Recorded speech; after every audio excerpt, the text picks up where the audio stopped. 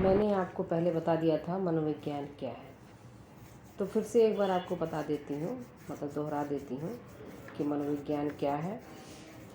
मनोविज्ञान पहले आत्मा का विज्ञान कहा जाता था और 1590 में मनोविज्ञान शब्द का प्रयोग हुआ और रुडोल्फ गोयकल ने किया है। उसके बाद से मनोविज्ञान को चित्त का विज्ञान कहा जाने लगा, क्योंकि आत्मा का विज्ञान पूरी तरह से साकार नहीं हो सका। उसके बाद तीसरा है चेतना का विज्ञान, मतलब मनोविज्ञान को चेतना का विज्ञान कहा जाने लगा। लेकिन इसमें भी जो चेतन की प्रवृत्तियां हैं, चेतना के विज्ञान को पूरी तरह से परिभाषित नहीं किया जा सका। इस वजह से इसको फिर व्यवहार के विज्ञान के रूप में परिवर्तित किया गया, मतलब साइंस ऑफ बिहेवियर। मनोविज्ञान को व्यवहार का विज्ञान कहा जाने लगा। इसके बाद बच्चों मैं आगे चलती हूँ। जो हमारा मेन पर्पस है कि मनोविज्ञान की अध्ययन की विधियाँ कौन कौन सी हैं, मनोविज्ञान के अध्ययन की विधियाँ कौन कौन सी हैं।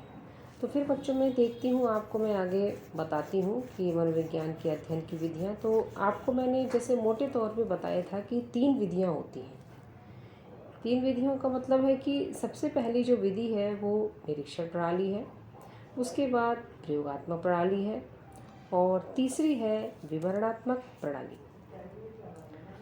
इन विधियों के बारे में मैं आपको विस्तार से थोड़ा बताऊंगी, जिससे कि आपके दिमाग में आ जाए।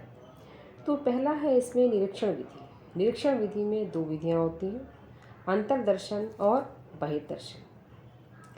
अंतर्दर्शन विधि कौन सी विधि होती है? इसमें प्रयोज्य और प्रयोगकर्ता एक ही व्यक्ति होता है, जो कि एक व्यक्ति स्वयं के ऊपर ही अपना प्रयोग करता है। चूँकि ये विधि बायस्ड हो गई, इस वजह से इसके बाद जो दूसरी विधि लाई गई वो बहिर्दर्शन विधि लाई गई। मतलब कि एक प्रयोग करता है और दूसरा प्रयोज्य है। मनोविज्ञान में प्रयोज्य किसे कहते हैं? प्रयोज्य उसे कहते हैं जिसके ऊपर प्रयोग किया जाता है। तो ये हो गई आपकी निरीक्षण विधि, पहली विधि। इसको आप अपने दिमाग में रखिएगा। दूसरी विधि मैं आपको बताती हूँ, प्रयोगात्मक विधि। प्रयोगात्मक विधि का मतलब ये होता है जो प्रयोग किए जाते हैं, जिन पर प्रयोग किया जा सके या प्रयोगों के आधार पर जो निष्कर्ष निकाला जाता है उसको हम प्रयोगात्मक विधि कहते हैं। जैसे मनोविज्ञान में बहुत सारी चीज़ें हैं जिस पर प्रयोग होता है। मान लीजिए हम ये कहते हैं कि चाय पीने से बच्चों के मस्तिष्क पर उसका क्या प्रभाव पड़ता है। तो इसके लिए हमको बहुत सारे वेरिएबल्स को इकट्ठा करना पड़ेगा। चाय पीने वाले और नहीं पीने वाले 2 प्रकार के ग्रुप को लेने पड़ेंगे। चाय की दोनों तरीके हमको लेने पड़ेंगे, एक तो वास्तविक चाय और अवास्तविक चाय।